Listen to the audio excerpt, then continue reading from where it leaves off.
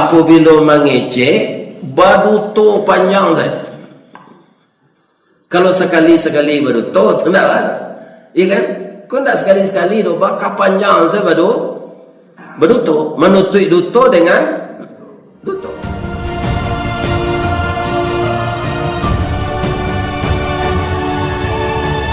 Itu munafik. Kalau kata Nabi, ayatum munafiqun thalasun. Tanda-tanda orang munafik itu 3. Pertama apa? Idza haddasa kadzdzaba. Apabila mengecek baduto panjang saya. Kalau sekali-sekali baduto tidak kan? Iya kan? Kau tidak sekali-sekali do bakal panjang saya baduto menutup duto dengan duto. Nah, tadi ayat dibaca imam yang pertama tadi itu cerita orang munafik dia tanya. Wa idza hadasa kadzaba, kalau mengecek duto. Wa idza wa'ada akhlafa, kalau berjanji mungkin. Wa idza tumina khana, kalau dipercayai khianat. Awak suami istri kan percaya mempercayai itu Pak, jangan dikhianati istri itu. Dia Pak kok kau begini laporan ke ibu. Nyo banyak dampak buruknya kalau tidak dilaporkan. Lah pernah terjadi Pak. Dek tidak dilaporkan, memang jauhnya begini. Tinggal di Padang nyo ini bertemu. Begini nyo di Palembang. Pindahnya ke tahu bininya. Kira anak nan di Padang. Oh, dapat kerja di Palembang. Nyo pertemuan dia Allah jauh adiknya sama bapak. Kau nyo tidak tahu bahasa adiknya. Bapak cara lah nyo. Kalau kena nanti, ya kan? Tapi kaum muslimin tidak jadi karena ketahuan capek. Tapi kan kecewanya tu, ya kan? Jadi apa kok kau ini cek lagi keceng ke ibu deh? Lain tak ada apa tu, ya kan?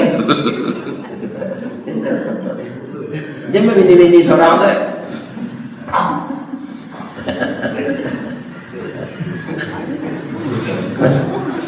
Sebab kalau awak bakianak itu orang munafik. Apalagi awak pai keluar-luar indak lo nikah tu kadang nak kianat tu. Aduh, bazina je perempuan menjual diri. Nan takui apa ada orang bazina di luar ko. Biko tiba di rumah bergaul lo jo istri kiro pedusi ko dek banyak orang nanyo layani inyo dapat penyakit sipilis. Tapi ndaklah ke bini awak di rumah. Ya. Hancur akhirnya rumah tangga kita. Dan mendapat kalau sipilis tu bu letak ndak bisa diselimui itu Pak. Tanda orang pezina. Tak bisa dia ndok-ndok tu ni. Awak berubat ke doktor ke? Lebih-lebih kok ustaz dapat dikicuh dek pilih mazina tu dapat lah penyakit sifilis. Cek doktor ko ya ustaz geladi ustaz. Mati jelah ustaz dia macam merubah leceh. Ya kan? Itulah orang munafik. Bicara dusta, berjanji mungkin, dipercayai khianat. Kalau di orang Talawi ya namanya tu. Panu kawan saya yang pangguntiang dalam lipatan, pamanciang dalam melangong. Memanciang kau ke masa nanya. Kau tanya ya kena ketabek. Aku nyo ke dalam melangong. Lama saya ikan tu tak hanya tu. Tunjuk lurui kalingkiang bakai. Siangnya jadi ayam, malam berubah jadi musang. Kalau tiba di kayunya munafik tu bah tibarau namanya. Anak tibarau tu Ustaz, nyo bantu pimpiang pigadang. Pimpiang kan namanya doi. Tibarau tu gadang. Ba tibarau tu. Idu tibarau berumpun-rumpun, batangnya berueh-rueh, berdaun panjang bakal lupa. Jika dicalik dari jauh seroman bana je bantu tabu dikunyah haram kok barayi. Rasu amba indak menantu pengicuh gadang mokironya.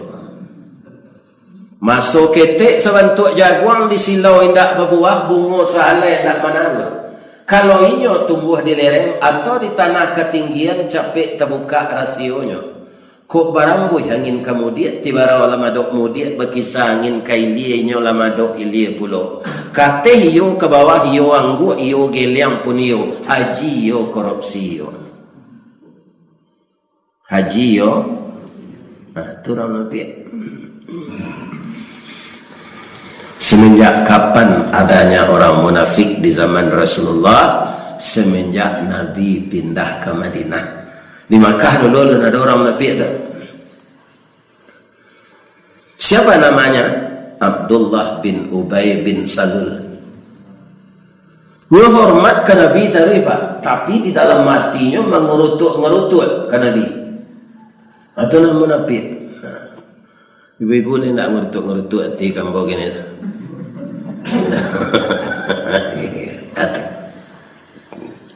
Di luar elok je.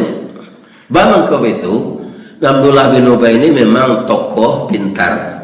Lah sepakai orang kemangke jadi namanya tu mufti ya di kota Madinah itu. Tapi tadanga Rasulullah datang ke sinan hijrah.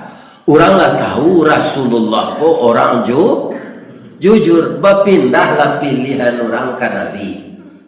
Asaja itulah tatanam rasa dendam dengan Abdullah bin Ubay itu kepada Rasulullah. Sampai suatu saat nyobalehnya sakit hatinya kok. Tidak kesampaian lah. Atau nyotebar isu bini Nabi Ibu Aisyah berselingkuh. Itu orang munafik tu Pak, memberikan berita bohong. Itu orang munafik, hati-hati ya. Nyo musuh dalam selimut, babayo tu tak? Kalau kafir itu musuh dari luar, datang ku tak di muka dari belakang. Tapi munafik musuh dalam selimut. Kalau tiba di pisau, pisaunya pisau lantik, tapi saruangnya lurui. Pisau tu lantik betul, saruangnya lurui akibatnya. Cabik saruangnya tu dia. Pisau melantik duit. Saruangnya dari jangit itu lurui.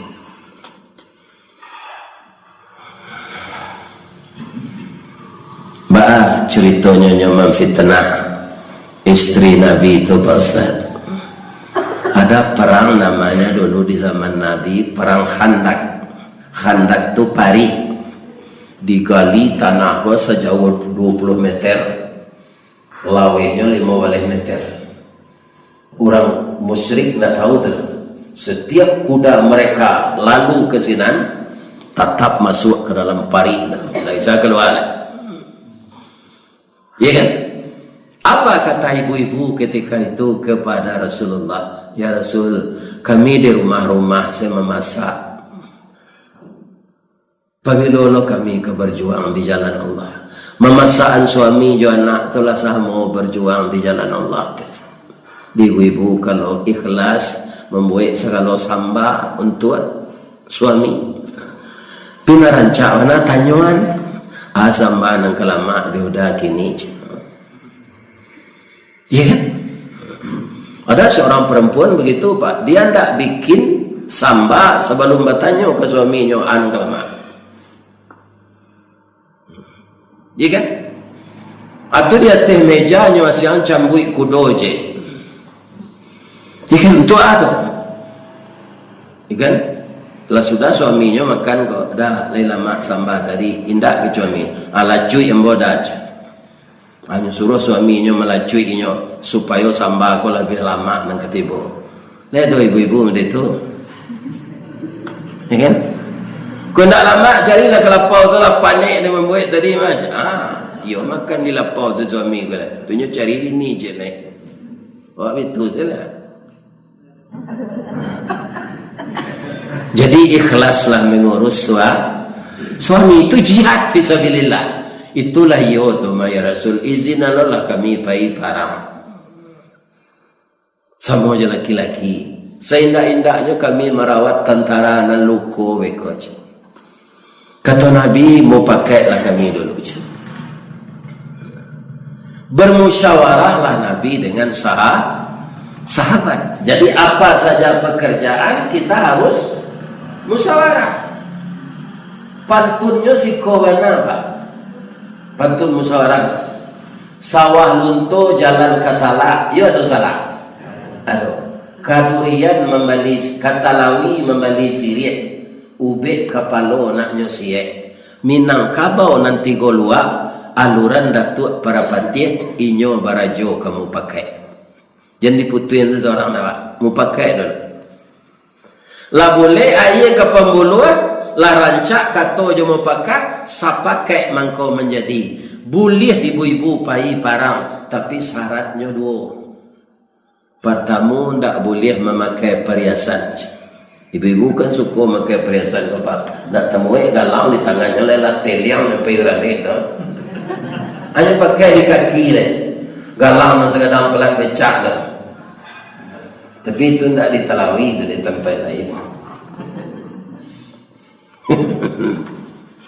Dan kedua, tidak boleh banyak kecek. Sebab dalam peperangan kata-kata sandi tidak boleh diketahui oleh musuh. Bisa tak kata Nabi? Tidak mengecek, tidak memakai perhiasan. Bisa ya Rasulullah. Ya kan? Diizinkanlah ibu pai parang. Pinta sadang kabulir, kandak sadang kawalaku, manang dalam parang. Alhamdulillah. Alam kumpul tentara aku di suatu kemah. Ibu Aisyah itu kan. Kalau di kampung ambo kerapiak panjang itu. Bah kata Nabi, kalau ambo hilang ya Rasulullah. Galak Nabi. Kenapa engkau ketawa ya Rasulullah? Pika petanglah sapakai indah membawa perhiasan. Kata Ibu Aisyah, ambo tak satu rapi petang ya Rasulullah. Itulah penyakitnya kalau tak satu. Ya kan? Tak tahu informasi. Nah, jadi kalau nyundang awak pengurus musaji, kawan-kawan rapi datang, jangan menembak-nembak di belakang. Ini terdengar apa tau? Kau rapi nak buat undang orang datang. Sudah orang rapi, beko rumah sudah toko berbunyi. Itu tak jantan awak nama. Rancak apa kodek saya je pesan gue. Ini. Cari salah seorang leo kata Nabi. Nya cari di Ibu Aisyah. Kiranya basuh kalau tu belum dapat di orang lain. Tapi beliau balik ke kemah tadi, Rasulullah tak ada lagi tentara-tentara tu. Hanya buat saya kemah ketek di Ibu Aisyah sedang. Hari malam kau. Hanya salai lentera lampu. Tengah malam lalu Safwan bin Mu'attal namanya anak bujang. Nampak dia kemah pakai api, dia baca salam dari doa. Assalamualaikum, waalaikumsalam. Tahulah Safwan kau orang dalam kemah kau padusi. Ibu-ibu, bapak-bapak, para jemaah, agak tahu Safwan kau, Bu. Iko Rasulullah mungkinlah takana ibu di dia kini ambo kepai ke Madinah. Ambo membawa kudo kah? Biarlah semua jambo saya pulang naiklah ibu kata punggung kudo kah? Ibu Aisyah kau kalau mengenai punggung kudo tu ndak barik gini nyo naik terus Pak. Nyo lah latihan naik kudo, latihan memanah, latihan berenang. Itu olahraga di zaman Rasulullah. Jadi naik kudo tu sama sini juga reklame rokok Marlboro tu. Jumplitan ba tibo dah teh. Pakai cadar. Ndak mengecek-ngecek sampai ke Madinah tu. Sebab Safwan kau lah berdatang jotinya kok tibo fitnah leko. Berjalan tengah malam padusi Ibu Aisyah pomodoro. Safwan kau anak bujang. Kira ditakdirkan Allah yo diuji Allah orang Islam ketika tu Pak. Nan menampak Ibu Aisyah ko tibo Abdullah bin Ubay tadi. Nyo buik sekali isu. De yo malang na nabi babini mudo. Nyo cari lo pacar na mudo. Di makolah lalu malam subuh ko pulang. Karena yang melontarkan kata-kata ini seorang tokoh, ya kan? Maka cepat menyebar. Sama jo membakar lawak kari yang dete buki. Nyawa anginnya ini mudik dek angin baunya. Ay, Ibu Aisyah ko lah malu. Masa daw muncul itu lebih-lebih orang bersih. Sama je peluru Rambo muncul. Tak.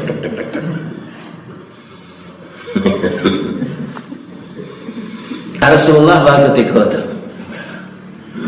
pailah dia ke Umar. Kunda Rasulullah ku pasti dia tahu dia Allah pandai ada indahnya anak terjadi itu.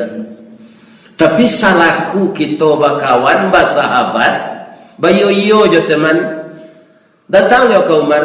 Mar, engkau dengar tak masalah istri saya dikatakan berselingkuh dengan Safwan? Lai kecik Umar. Apa pendapat engkau? Kata Umar, no comment. Itu narencana. Kalau ada orang tanya masalah negatif tu kawak, nak tahu mbaknya. Ya Rasulullah, ayat pasti diturunkan Allah untuk menjadikan kita ini tenang. Apakah masalah ini terjadi atau tidak? Allah pasti mengasih tahu engkau. Allah jo Rasul dan paling tahu ambo sahabat engkau orang biasa ambo tak nabi. Itu nan sahabat pak. Nyo tanangan awak, ndak nyo kipih ada semua orang membakar dengan sate. Nah, yo teman Rasulullah bini engkau kan mudo baru, engkau lagak tua.